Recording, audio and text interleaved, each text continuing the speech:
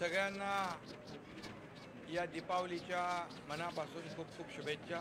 यामध्ये मला आनंद आहे की लाडक्या बहिणी पण भेटल्या, लाडके भाऊ पण भेटले, लाडके भाचे पण भेटले आणि लाडक्या भाच्या पण भेटल्या आणि सगळ्यांनी मोठ्या आनंदात हा उत्सव साजरा केला। मोठा प्रतिसाद या दिवाळी पहाटला ठाणेकरांनी दिलेला आहे।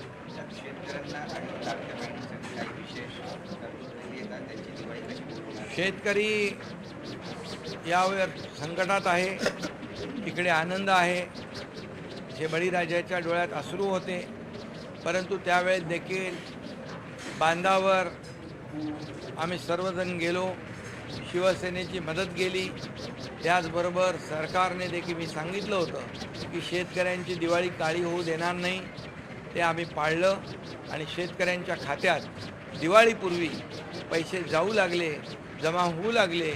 जे नुकसान झालं, नुकसान भरपाईपोटी या ठिकाणी त्यांना दिलासा देण्याचं काम यावेळेस आमच्या सरकारने महायुतीने केलेलं आहे। मुख्यमंत्री देवेंद्रजी, मी स्वतः अजितदादा आम्ही निर्णय घेतला की यावेळेस संकट मोठं आहे, संकटात शेतकरी सापडलेला आहे, त्याच्या डोळ्यात अश्रू आहे, त्याचे अश्रू पुसण्याचं काम आपल्याला करावं लागेल आणि म्हणूनच यावेळेस 32,000 कोटीचं पॅकेज आपण जाहीर केलं आणि त्याचं डिस्ट्रीब्युशन खात्यामध्ये देखील होऊ लागलं। याचा आनंद आहे आणि म्हणून शेतकरी देखील या ठिकाणी ही दिवाळीपासून वंचित राहू नये हीच भूमिका।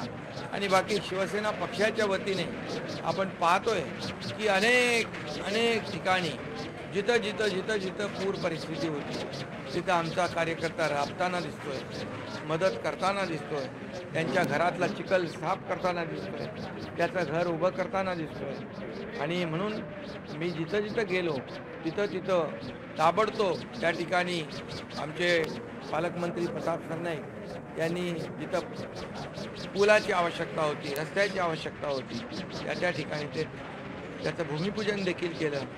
आज देखील ज्या शेतकऱ्यांच्या गायी गुरं वाहून गेले आहेत त्यांच्यासाठी 101 गायी या ठिकाणी देण्याचा निर्णय आम्ही घेतला आणि त्यासाठी मी प्रताप सरनाईक यांचं अभिनंदन करतो। ही बांधिलकी आहे, ही शेतकऱ्यांच्या प्रती असलेला कळवळा आहे आणि हेच आम्हाला बाळासाहेब आणि आनंद दिघे साहेबांनी शिकवलं आहे, दुःखात संकटात धावून जाणं आणि मदत करणं।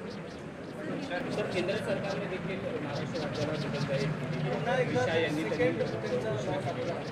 बिलकुल यामध्ये आम्ही आदरणीय प्रधानमंत्री नरेंद्र मोदीजी यांना विनंती केली, अमित शाह साहेबांना विनंती केली की संकट मोठं आहे, आम्ही तर आमची जबाबदारी सरकार म्हणून पार पाडू, परंतु संकट मोठं असल्यामुळे केंद्र सरकारची देखील आम्हाला मदत आवश्यक आहे।